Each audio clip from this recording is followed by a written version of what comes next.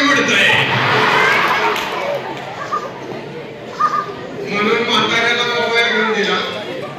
म्हाताऱ्याने ठेवायचं कुठं म्हणून धोत्रात बांधला आणि चौकात गेल्यानंतर रिटर्न वाजले लंगेडास लंगेडास लंगेडास लंगेडास. म्हाताऱ्याला कळलं नेमका कोणत्या गाडीत बांधलाय. म्हाताऱ्याने 1-2 गाठ सोडले, मोबाईल काढला, आता सगळं बोलत 100-150 फूट गेलं. बोलायला बंद झालं, मोबाईल बंद केला. लक्षात आलं मोबाईल जिथं काढलाय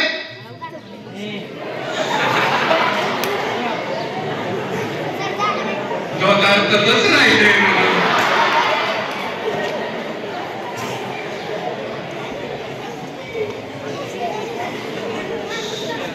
त्यामुळे आपण मोबाईलला नाकारून चालणार आहे का? आपल्याला एकदम युटर्न घेता येतो का? आता तुम्ही सगळ्या गार्डन मध्ये बसले, एखादं पोरगे त्यांना हौशी असं सायकल घेऊन जोरात म्हणतो मी कशी सायकल मारतोय पोरसकी धावायला, एकदम युटर्न घ्यायला जातं का नाही? आणि परत पॅन्ट बदलून येतं का नाही? बरोबर आहे का? मग एकदम युटर्न घेता येतो का? मग मोबाईल बघायचा म्हटलं तर मोबाईलचं एक वैशिष्ट्य आहे बाळा. एक फोटो जरी आपण काही सेकंद बघितला ना तर त्यांना कळतं की ह्याला काय आवड आहे आणि ती आवड त्याला देत जातात. म्हणून एक करायचं, मोबाईल हातात घेतल्यानंतर आपल्या आवडीच्या गोष्टी बघायच्या, विज्ञानाच्या गोष्टी बघायच्या, बौद्धकथेच्या गोष्टी बघायच्या. मग त्या वारंवार वारंवार त्यामध्ये येत असतात. आणि आईला सुद्धा घरात सांगायचं की बाबा तू जे काय बघतेस ते चांगलं बघ म्हणून. सारखं ते स्वयंपाकाचं बघत असते का नाही, असं करायचं ते तसं करायचं आणि रोज बिघडलेला स्वयंपाक घालते का नाही आपल्याला. तिला म्हणायचं त्यापेक्षा आपली भक्ती गीत बघ, चांगल्या संस्काराचं बघ, आठवड्यात एकदा आम्हाला हॉटेलला जेवायला हे तू आदर्श माता होची. बरोबर आहे ना बाळा? म्हणून तुम्ही त्यांना ठेवा बाळा, मोबाईल घ्यायचा तर त्याच्यातून चांगला उपयोग करायचा. चव्हाण साहेबांनी काय केलं आयुष्यभर? चांगल्याचा शोध घेतला बाळा. आता मी त्यांचा जन्म कधी झाला, मृत्यू कधी झाला, ते कसे शिकले हे प्रत्येक व्याख्याता येऊन सांगतो का नाही? मग मी तसं सांगायला लागलो तर तुम्हाला वाटेल की ह्या व्यक्तीचा किती अभ्यास आहे. पण त्याचबरोबर हे लक्षात घेतलं पाहिजे की चव्हाण साहेब हे माणसाला खूप किंमत द्यायची. एकदा रणजित देसाईंनी त्यांना एक पुस्तक पाठवलं आणि ते पुस्तक इतकं आवडलं म्हणून चव्हाण साहेबांनी त्यांना एक पत्र लिहिलं आणि त्यांनी सांगितलं माझ्या आयुष्यात सर्वाधिक सुंदर ही कादंबरी आहे. रणजित देसाईंनी त्यांना पुन्हा पत्र लिहिलं आणि सांगितलं माझ्या आयुष्यात माझा सन्मान या पत्रा इतका दुसरा कोणताही झालेला नाही.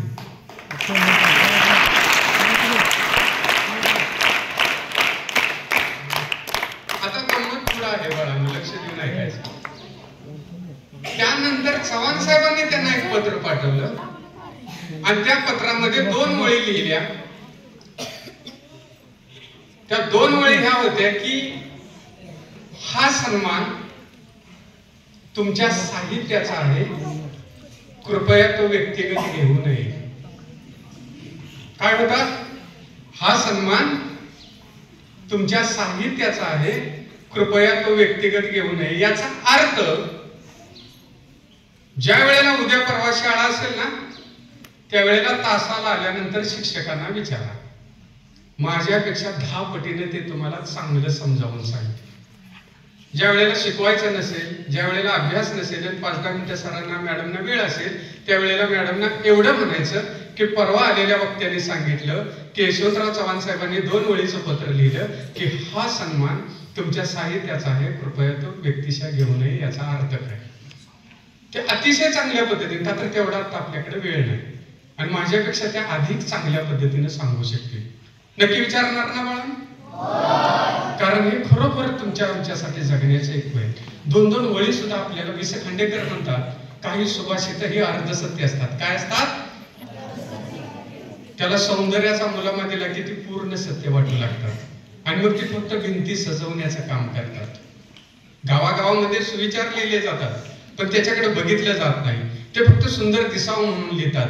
या हॉलमध्ये एकही सुविचार नाही कारण चव्हाण साहेबांचा विचार या हॉलमध्ये वावरतोय म्हणून मला कौतुक आहे.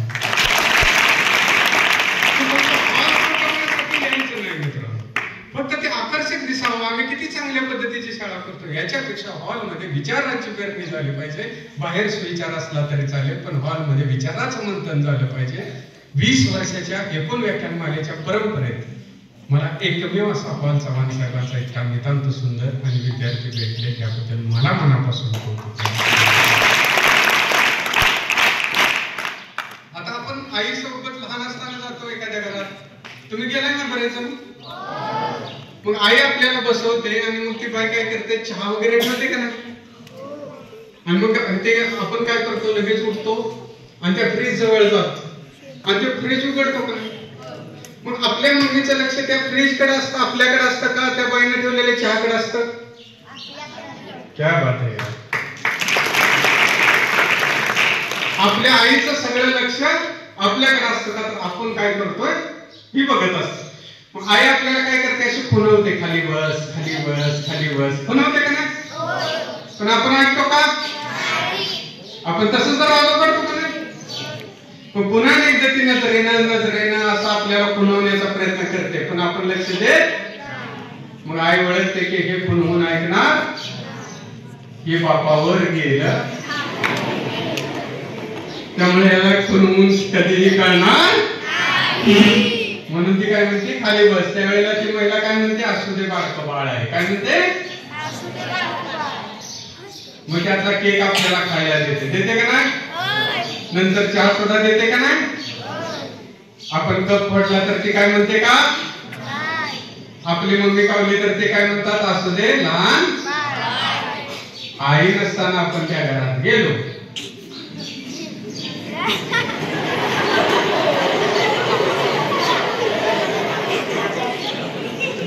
असा आयटी पद्धतशीर जाऊन असा कॉन्फिडन्स न दरवाजा उघडला आणि त्यातल्या केकला हात घातला, तर तिचा दुसरा हात आपल्या गालावर येईल का, येईल का नाही. बाळाचं कार्ट होईल का नाही.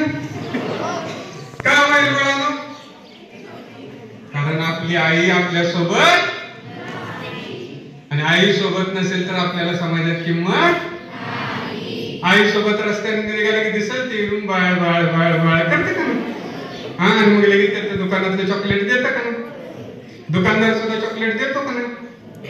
पण कधी आई असेल, आई नसताना जर हात पुढे केला तर कुणीतरी एकटा फिरलाय बाळ, मुलगा मुलगीने रस्त्याच्या माणसाने खायला दिले, असं कधी झालंय का आईशिवाय. मग आई आपल्याला आयुष्यभर पुरणार आहे का. आईशिवाय आपल्याला मान सन्मान जर मिळणार नसेल तर आयुष्यभर आईला आपण सोबत घेऊन फिरू शकतो का. मग आपल्या आईची जागा कोणीतरी घेतली पाहिजे ना, नक्की घेतली पाहिजे ना. मग ती कोण घेतं बाळानो, तो का ती आली का नाही आजी सांगा. खरोखर त्या आजीसाठी एकदा जोर करतो.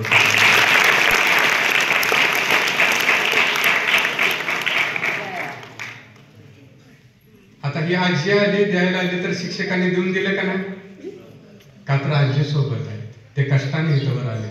मग आजी शिवाय त्याला तो मान सन्मान मिळाला पाहिजे ना. मग तो मान सन्मान आईची जागा कोण घेतं, आजीची जागा कोण घेतं बाळाला माहिती आहे का तुम्हाला. आपल्यातलं ज्ञान घेते, आपल्यातली कला घेते. ज्ञानाच्या बळावर आपण एखादी विशिष्ट पोस्ट काढतो बाळाला, कलेच्या बळावर आपण एखाद्या ठिकाणी पोहोचतो. त्यावेळेला बसा बरं,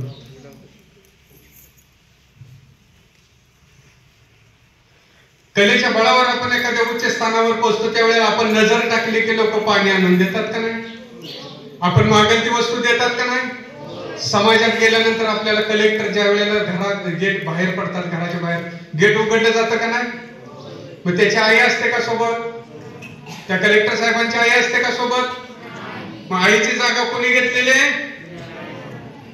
मग आईची जागा जर ज्ञान घेत असेल, कला घेत असेल, तर आई आहे तोवर आपल्याला ज्ञान संपन्न झालं पाहिजे.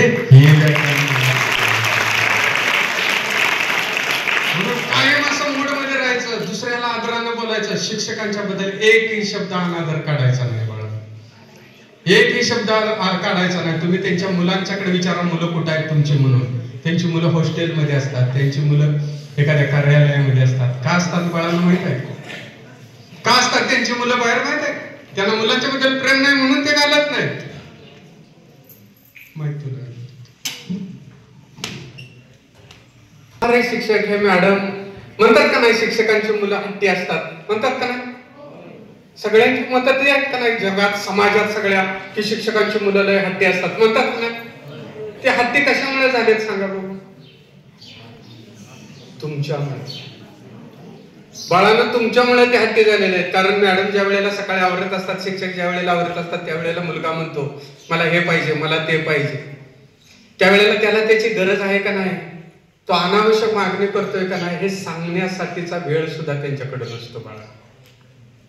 त्यांना तेवढा वेळ नसतो, कारण तुमच्या परीक्षा घ्यायच्या आहेत, तुमचं पेपर तपासायचं आहे, तुमचं आयुष्य घडवायचं आहे. मग ते म्हणतात तिथं पाकिटात पैसे आहेत इकडे. विचारा सगळ्या सगळ्या. त्यांना वेदना होत नसतील बाळाला, त्यांना दुःख होत नसेल की आपल्या मुलं आपले हट्टी होत आहेत, आपल्या मुलांचं भविष्य आपण अंधारात ढकलतोय, पण ते तुमच्यासाठी करतायत. ते यशवंतराव चव्हाण साहेबांचा विचार म्हणजे हे शिक्षक आहेत मित्र.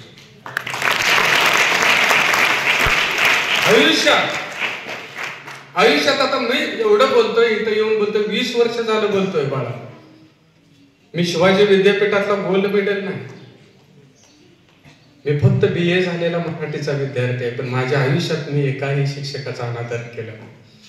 माळे सर येत आहेत, पोटे सर येत आहेत, कुंभार मॅडम येत आहेत. त्यांना विचारा, एवढ्या मुलाला सुद्धा मी एकेरी नावानं आयुष्यात कधी बोललेलो नाही. वि. स. खांडेकरांचं साहित्य वाचलं आणि माझ्या जीवनामध्ये, अंतर्मनामध्ये बदल झाला की कुणाबद्दल वाईट चिंतायचं नाही, कुणाबद्दल वाईट बोलायचं नाही, कुणाबद्दल एकेरी नावानं उद्देशानं बोलायचं नाही. हा एक मेव ध्येयामुळे आज मी तुमच्या समोर बोलतोय मित्रांनो. आज एक शपथ घ्यायची की शिक्षकांना उलट बोलायचं, आपलं जीवन चांगल्या पद्धतीने जगायचं. ते झटत असतात.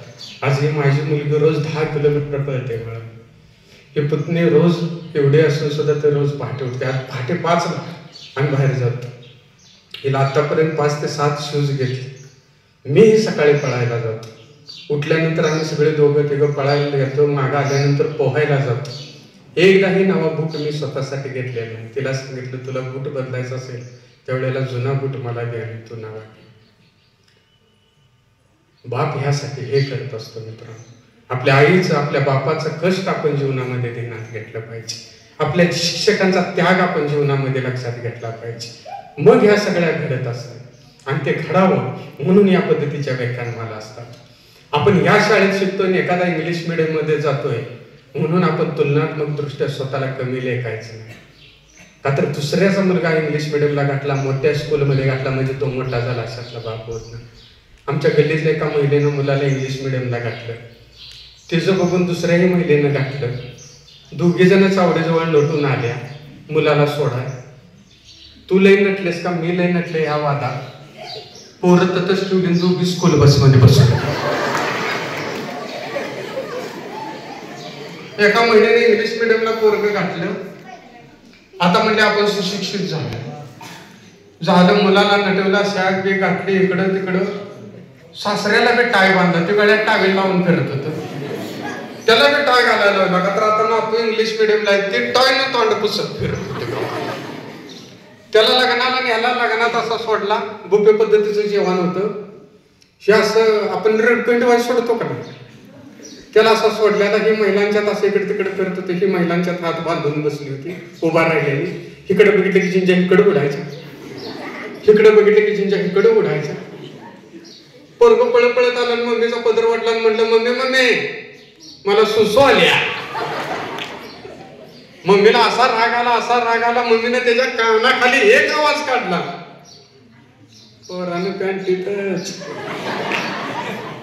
मम्मी म्हणजे तुला काही कळतं का? तो असं बोलायला लागलास तर आपण गावंडळा कळेल का नाही? अगं आता मला लागली, त्याला काय करू? म्हणजे तुला काय सांगते, इथून पुढे तुला जर असं काय झालं तर मला म्हणायचं मम्मी मला गाणं म्हणायचं आहे. मम्मी ओळखते काय करायचं आहे. झालं, पुन्हा लग्नाला न्याला, ह्याला सोडला, हे पळपळत आलं. मम्मीचा पदर वाटला आणि म्हटलं मम्मी मम्मी मला. बायका म्हणजे बघितलं का एवढे एवढा आहे तरी ह्याला गाणं म्हणायचं. मोठा झाल्यावर चांगला गायक होईल. त्याला काय करायचंय ते ना अंधारात केलं. असं बरेच दिवस मजेत गेलं. एक दिवस मम्मी गेली गावाला आणि पप्पा जवळ झोपलं. रात्रीच्या 12ला पप्पाला हलवून उठवत आणि म्हणते कसं, पप्पा पप्पा मला पप्पा म्हणले लगा इतक्या रातचं अंधारचं गाणं म्हणतोय, माणसं चप्पल मारतील. नाही म्हणलं मला गाणं म्हणल्याशिवाय झोपच येणार नाही. पप्पा म्हणलं अजिबात नाही. पोरग म्हणलं म्हणू दे. पप्पा म्हणलं अजिबात नाही. पोरग म्हणलं पप्पा म्हणलं अजिबात नाही. पोरग म्हणलं पप्पा म्हणलं अजिबात नाही. पोरग म्हणलं पप्पा आता माझ्याच्यानं राहत नाही. पप्पा मला गुमान गाणं म्हणू दे. नाहीतर गाण्यात भिजवी.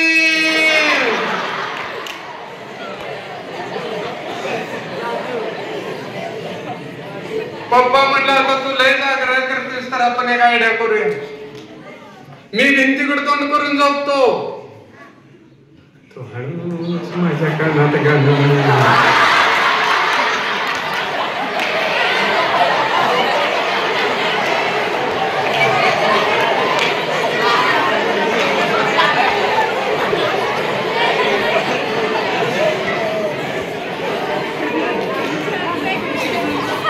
म्हणून मोठेपणाला बोलायचं.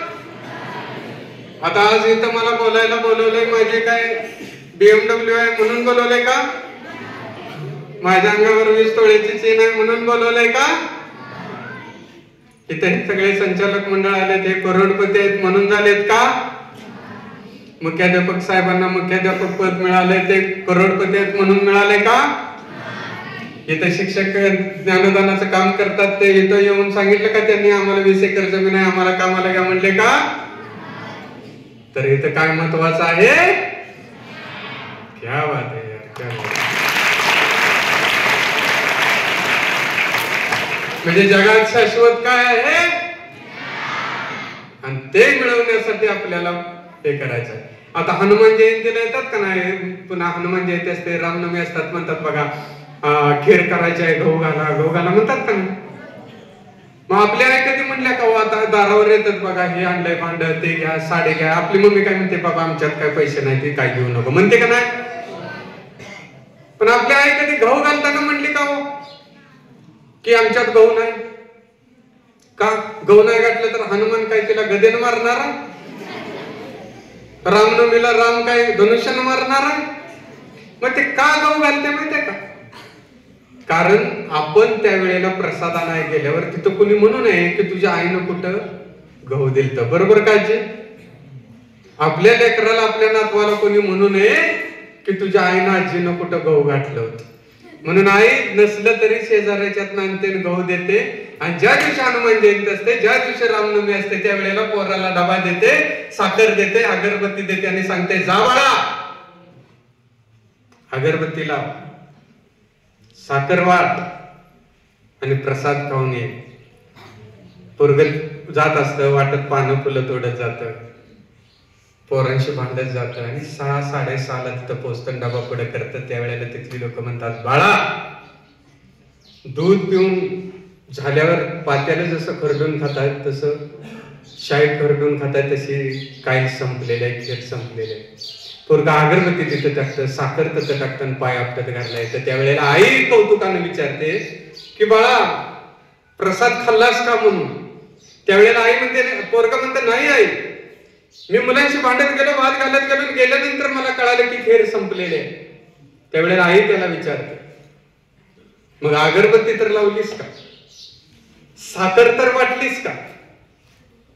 त्यावेळेला पोरग म्हणतं नाही आहे. ज्या वेळेला मला कळालं की तिथं खीर संपलेली आहे, मी अगरबत्ती तिथंच टाकली, साखर तिथंच टाकली ना आलो. त्यावेळेला आई म्हणते की म्हणजे प्रसाद ही नाही, अगरबत्ती ही नाही आणि साखर ही म्हणजे फुकटचा हेलपाटा झाला. काय झाला?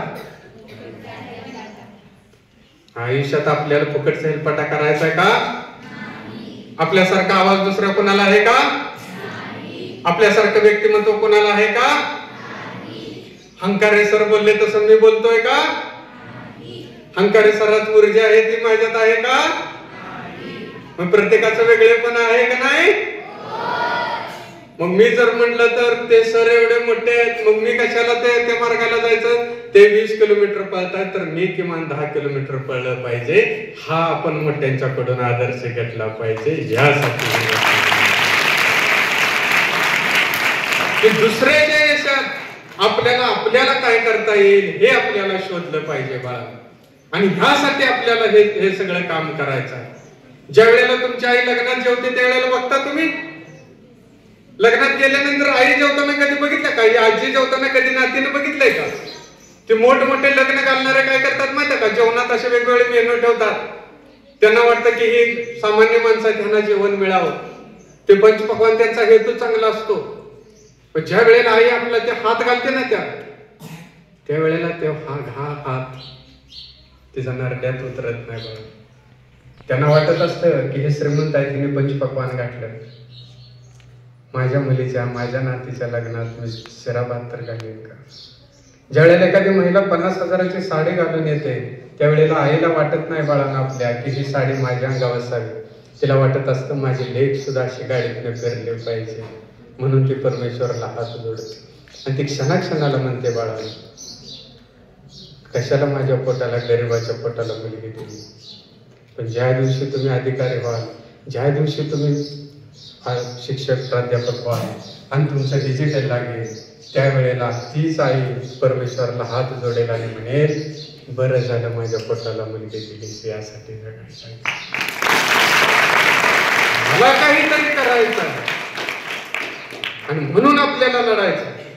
मी आज व्याख्यान देतोय, रोज एका गावात आहे. मी माझ्या मुलगीचं लग्न कुठेही करू शकतो का नाही? रोज 10 किलोमीटर मी तिला का पळवत असेल? रोज पहाटे 5ला यांना का उठवत असेल? कारण त्यांनी जयवंत आवटीची मुली म्हणून जगू नये तर तुझ्या आवटीन कोमल आवटीचा बाप म्हणून मला जगता यावं यासाठी प्रयत्न करायचा. आणि ही जिद्द घेऊन आपल्याला जगायचं असेल तर आजपासूनच ठरवायचं मित्रांनो, आजपासूनच की मला काहीतरी करायचं. मी ह्याचा पाहुणा, मी त्याचा मित्र असलं दळभद्री आयुष्य आपल्याला जगायचं नाही.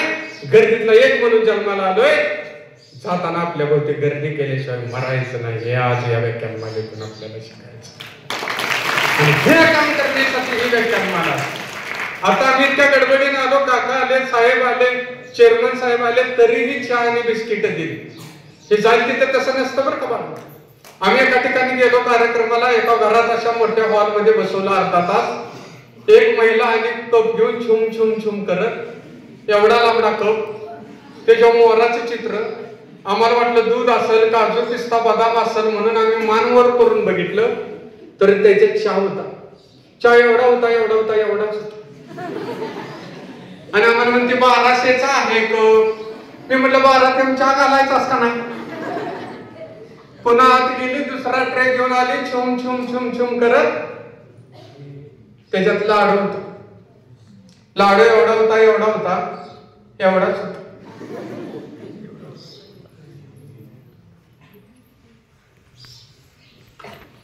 आता तिळगुळा एवढा ना, खायचा किती, सांडायचा किती हो? तर मला म्हणते खाताना सांड वगैरे नका, नाहीतर मुंग्या होती. मुंग्या म्हणल्या मी पायच वर घेत.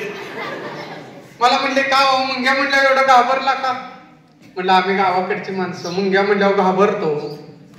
म्हणजे तुमच्याकडे नसतात काय? म्हणलं कुठल्या वहीतच बघाय गावल्या तर. आता हिला काय सांगायचं? आमच्या भाकरीच्या बुटीत सगळ्या मुंग्याच असते. हरभऱ्याचा डाळा जाडून खाल्ल्या का आम्ही चपात्या जाडून खातोय म्हणून सांगू का?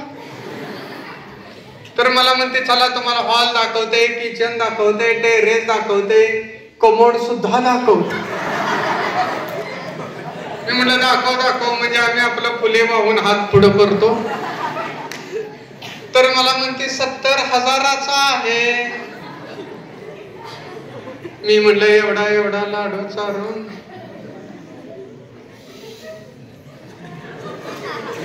कशाला कमोड दाखवते?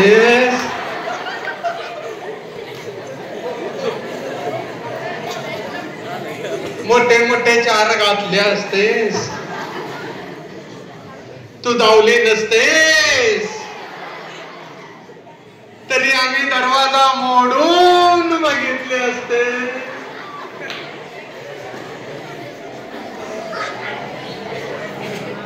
तर खूप छान दाद देत आहे बाळांनो, खूप छान समाधान वाटतं.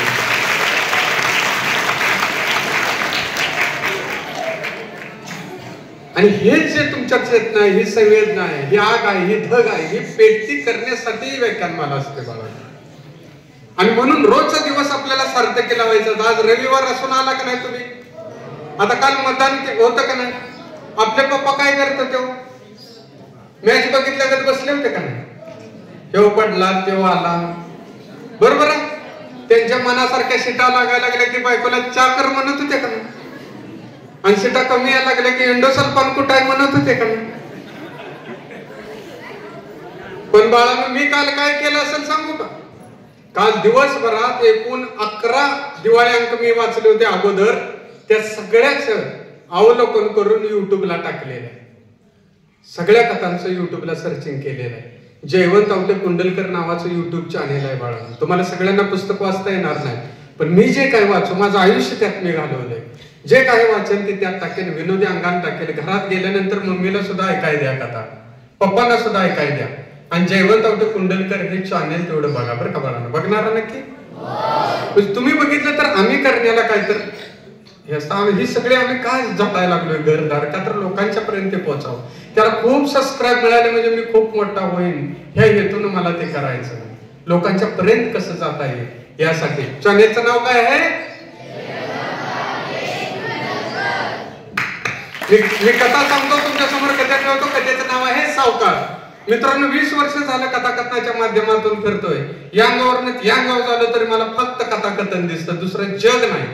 जगात कुठलीही गोष्ट आली तरी मला हे असं रात्रभर नुसतं असं आम्ही कवा एकदा उजाडते, पहाटे 5ला उठायचं, हे सगळा अभ्यास करायचा, फिरायचं, पोहायचं, सगळीकडे काय काय करायचं. कशासाठी?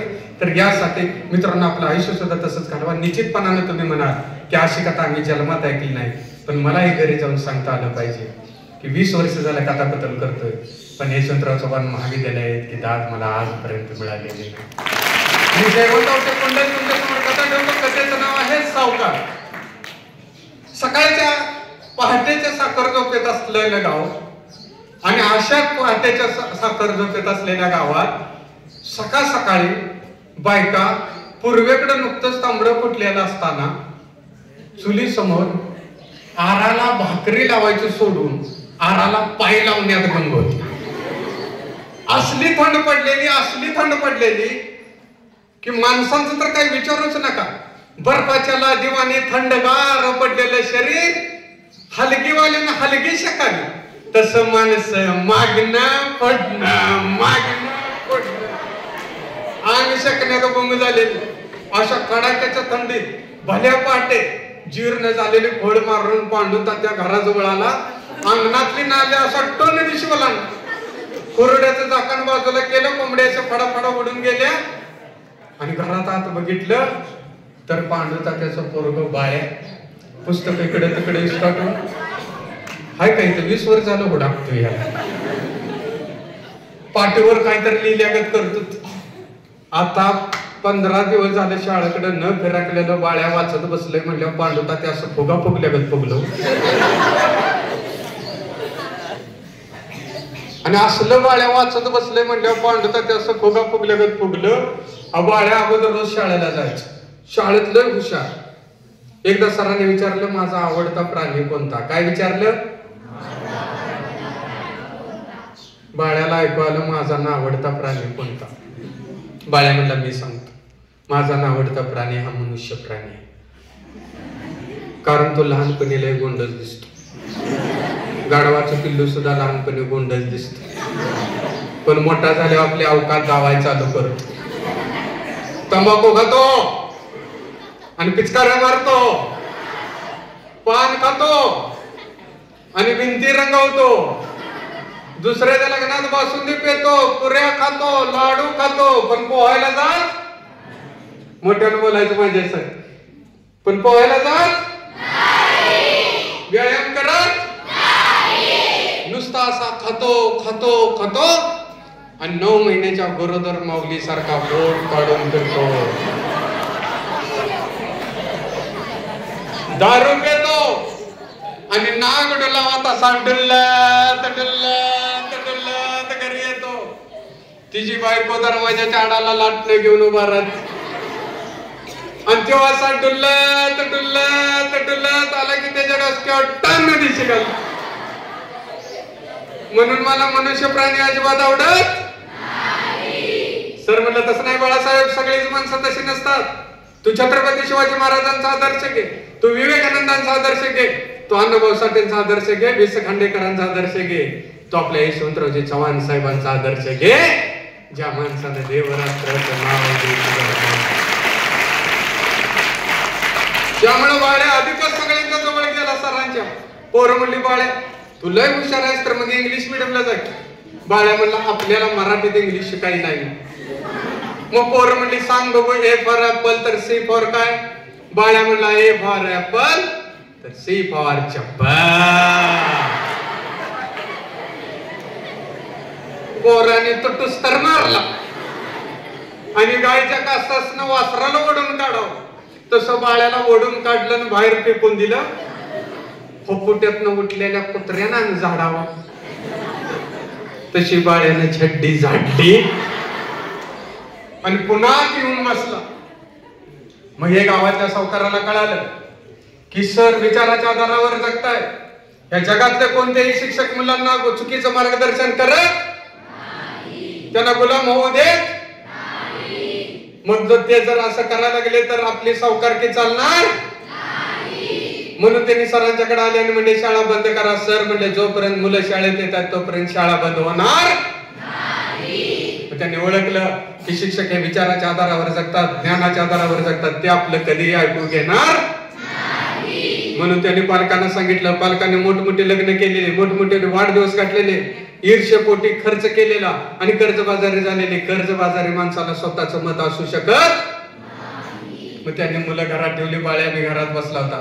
आता घरात बसून काय करायचं म्हणून सरांनी शिकवलेली कविता म्हणायला लागला. तुम्ही म्हणणार ना मोठे ना असेल मी आगाऊ जरी तरी खातो भाव मी, सुट्टीमध्ये फिरतो गावन गाव मी,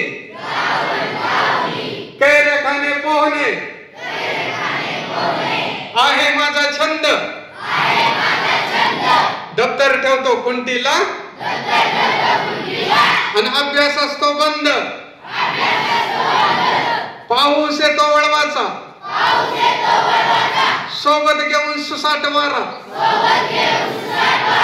डोके दुखते अंग तापते बेचित असतो जेव्हा गारा, औषध कडू तोंड कडू कडू असते सारे जग, औषध कडू तोंड कडू कडू असते सारे जग. आपण झोपत नाही म्हणून जागत राहते आहे मग. म्हणून देवा तुझ्याकडे मागणे आहे एक, बहुताली सुखे असली जरी अनेक, सुट्टी संपो खेळ संपो, संपो सारी मजा, सुट्टी संपो खेळ संपो, संपो सारी मजा, आई शिवाय जगण्याची देऊ नको सजा, आई शिवाय जगण्याची देऊ नको सजा.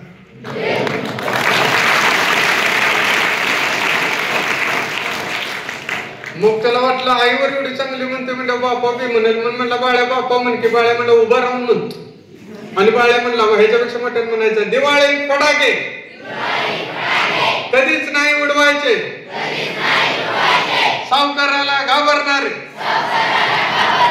हत्ती खाली तुडवायचे, डबल बार अपड बार काही नको यार, दारुड्याला काठीने देऊया मार, रांगोळी काढून अंगण सजवू ज्या ज्या मुलांनी रांगोळी काढल्या ना त्यांच्यासाठी एकदा जोरदार टाळ्या वाजवून खूप रांगोळी काढून अंगण सजवू तंबाखू खाणाराचे गालपांड सजवू तंबाखू खाणाराचे गालपांड सजवू. तसं म्हणजे टाचणी लागल्या फुग्यागत पांडू तर त्या कासलंच अंतरांतर आला त्याला उचलून म्हणलं आमचं तोंड पडणार. म्हणलं होय, आमच्या सरांनी सांगितलं आई वडील जरी चुकत असले तरी त्यांना तसं म्हणायचं की तुम्ही चुकीचं वागताय तर आम्ही घर सोडू. तुम्ही म्हणणार ना मोठ्यात सांगा. आणि तुम्ही तसं म्हणला घर सोडू तर तुमचं वडील घर सोड म्हणणार नाहीत का माहित आहे का? कारण तुमचा जन्म झाला तेव्हा तुमच्या आई वडिलांना घराला हात नकडी घालून लुंगी डान्स केलता. मी बाप झालो. जगात कुठलाही आई बाप मुलाला घर सोड म्हणत. मग आईला म्हणायचं आई तू मला चांगलं म्हण चांगलं वाग म्हणतेस का नाही? मोठ्यानं सांगा आई चांगलं वाग म्हणते का नाही? दुसऱ्याच्या शाळेतलं काय आणू नको म्हणते का नाही? श्याम हो म्हणते का नाही? तू शेजाऱ्याची वाटी दडवून ठेवून गब्बरची बायको का होती असं म्हणायचं. तू गब्बर सिंगची बायको आहेस का? मी गावात लुटालूट बंद. आणि तिला म्हणायचं वडिलाला सांगायचं दारू प्यायला लागला तर मी घरात थांबणार नाही. आई वडील जर आता मी हे सगळं बीबीच्या तोटापासून सांगतोय, मी दारू पित असतो तर ही मुलं माझा आदर करणार आहेत का? मी तंबाखू खात असेल तर ही माझा आदर करणार आहेत का? मी 9 वाजेपर्यंत झोपलो तर ही पहाटे 5 ला उठणार आहेत का? मग आपल्या आई वडिलांना सुद्धा वळण लावायचं काम आपणच केलं पाहिजे का नाही?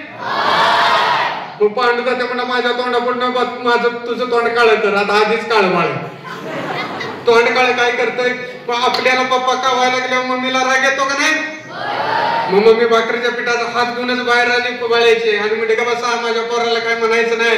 आणि बाळ्याच्या तोंडावर ना भाकरीच्या पिठाचा हात फिरवला.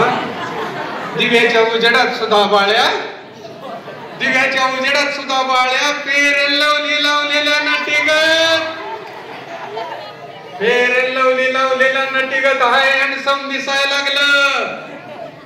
आणि नाकात आलेलं लिपस्टिक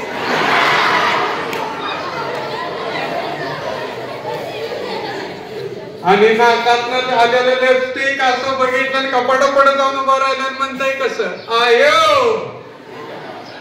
आयो मी शाहरुख खान सारखा दिसतोय का नाही?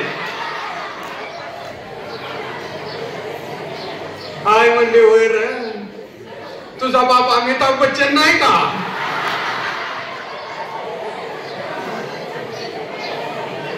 तेवढ्यात पांडूचा ते म्हणलं मी ह्याला जरा धुवून आणतो.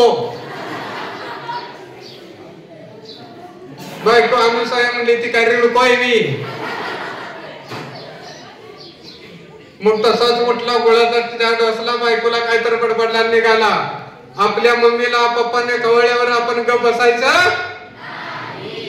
आपल्या आईला तसं बोलू द्यायचं? रोज सकाळी लवकर उठून आपल्या आई वडिलांना सुद्धा शिस्तवार सांगायचं. त्याशिवाय आपल्या घरामध्ये घर पण येत नाही. आणि सगळे मिळून एकत्र राहायचं. आणि मग बाळ्याने सगळे जण गावात आली तर रंग्या बसला होता. रंग्याचं वर नंतर काय सांगायचं. उभ्या आयुष्यात मिशीला कात्री न लावलेला रंग्या भरून आलेला बाळागत काळ्या पडपडीत मिशा आणि मध्येच मी चमकत असा 1-2 पांढरा केस लक्ष वेधून घेत होता. अहो रंग्याने बिडीचा एक झुरका मारला. सुरगाची वाद जळत जावं तशी बिडी बोटापर्यंत जळत आहे. आणि रंग्याने असा दूर सोडला. वस्तूला खोपटातनं दूर बाहेर यावा तसा रंग्याच्या मिशातनं दूर बाहेर आला. तेवढ्यात गणुशेठने सांगितलं सगळ्यांनी गावात या. हा गणुशेठ सावकार सगळ्या गावाला कर्ज दिलेली होती. गेल्याशिवाय गत्यंतर नव्हतं. सगळं गाव गुलाम झालं. गुलामाला स्वतःचं मत असत. मग सगळेजण आले तुम्ही बसला असं बसला. सावकार म्हणला गावाच्या आजूबाजूला चोऱ्या व्हायला लागलेत. काय व्हायला लागले? आपल्या बी गावात चोरी होण्याचा संभव आहे. संध्याकाळपासून गस्त घालायचा. माणसं म्हणजे प्यायला पाणी नाही. सगळं कर्ज बाजारी गाव. कशाची चोरी होत्या? आणि मोहाच्या पोळ्यातनं माशी उठती का नाही?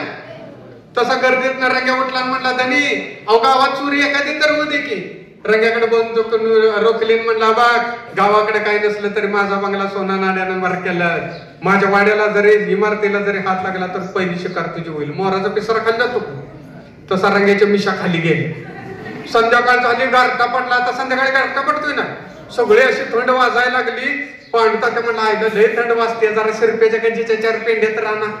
बाळ्या म्हणला लाज वाटते का गरीबाच्या गंजीच्या 4 पेंड्या आणा, सरळ गंजीलाच आग लावा की, त्याशिवाय थंड जाते. तेवढ्यात कुशाप्पा म्हणला मी बारको होतो तेव्हा गावात चोर सुटलं होतं आणि मी गावाच्या बाहेर गेलो तर बाबळीच्या झाडावर भूत बसलं होतं. भूत काय बसलं होतं? पांडुता त्या म्हणला गबास. मग आता मला सांगा भूत असते का नसते? मोठ्यानं सांगा भूत असते का नसते? भूताचे पाय उलटे असतात का सरळ?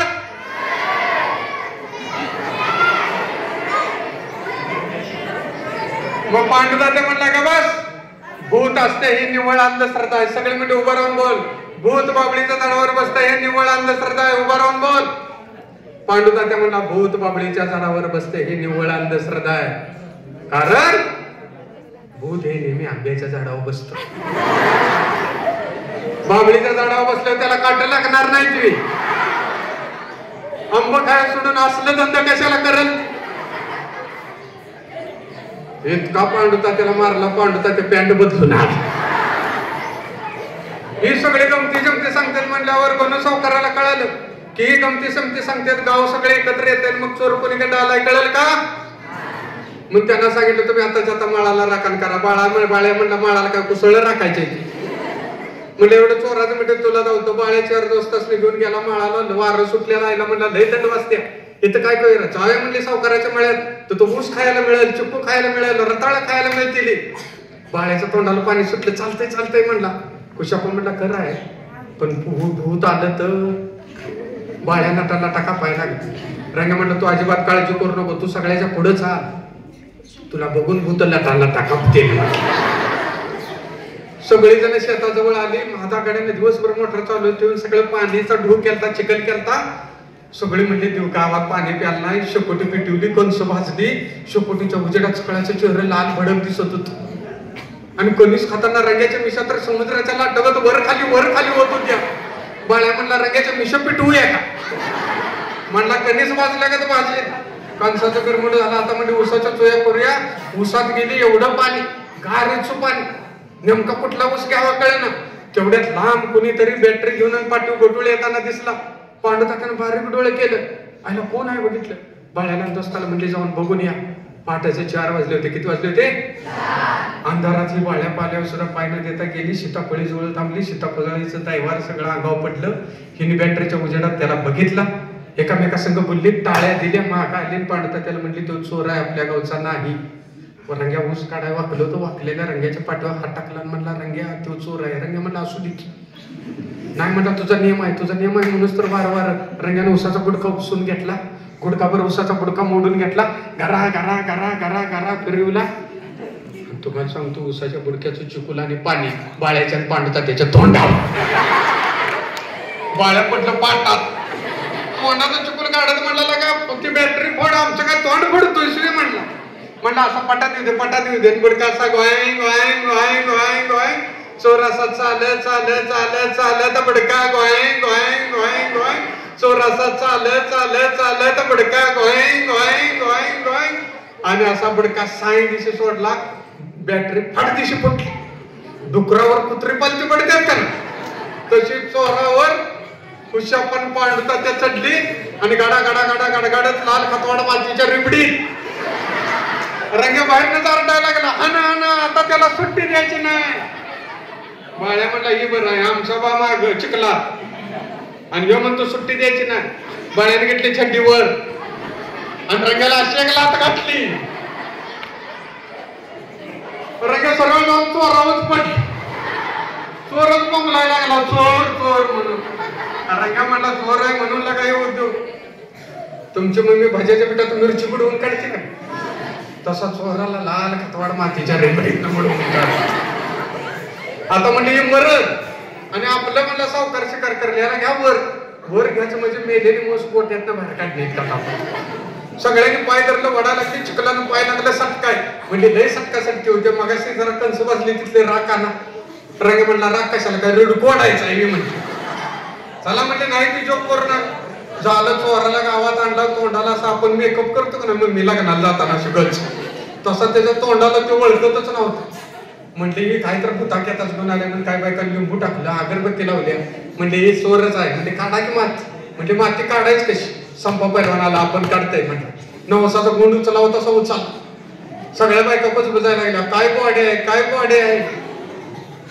तसा त्याला खाली फेकून दिला, डेरा फुटावा तसा चोर फुटला, रंग्या कुशापा पांडून त्या सकट सगळं गाव लाटा लाटा कापायला लागलं. अहो कारण मातीच्या हात गणुशेटच होत. कोणीतरी त्याला पाणी पाजलं, तो चोर चोर म्हणायला लागला. रंग्यानं वळखलेलं नाही. म्हटलं धनी काय काळजी करू नका, गुडुळ आहे. आला का ते म्हणता गुटुळ्यातलं सोनं आणि कागदपत्र जाळा, सोनानं वाटून घ्या. त्या चोराच्या बिहानं मी रानात गुटुळ पुराय गेलो, 3 चोर एका मांडीच. बाळ्या म्हणला बारकी 4 होती, तुला कुठे दिसली. जाळा म्हणल्या सगळे जाळलं आणि सगळ्या गावाला आनंद झाला. आणि सावकार बंगल्यावर गेला, सगळं गाव रंग्या कुशापा पांडता त्याला म्हणलं तुमच्यामुळे गाव जुलमातून सुटला. रंग्या कुशापा पांडता त्या म्हणजे आमच्यामुळे नाही, तर त्या बाळ्यामुळे आणि दोस्तांच्यामुळे. त्याला माहित होतं की तो सावकार आहे, पण आपण गुलाम आहोत, आपण अन्यायाविरुद्ध लढू शकत नाही, म्हणून त्याने आम्हाला चोर आहे म्हणून सांगितलं. कौतुक त्यांचं करा. बाळ्या म्हणलं आमचं कौतुक करू नका, आमच्या सरांचं करा, ज्यांनी आम्हाला छत्रपती शिवाजी महाराजांचा आदर्श दिला, ज्यांनी आम्हाला विवेकानंदांचा आदर्श दिला, ज्यांनी आम्हाला स्वर्गीय यशवंतराव चव्हाण साहेबांचा आदर्श दिला आणि आम्हाला विचाराच्या आधारावर जगाय शिकवलं. आम्हाला कुणाचा गुलाम होता आलं नाही. सगळे आनंदाने बेभान झाले. गरजेचं जय वंदे वंदे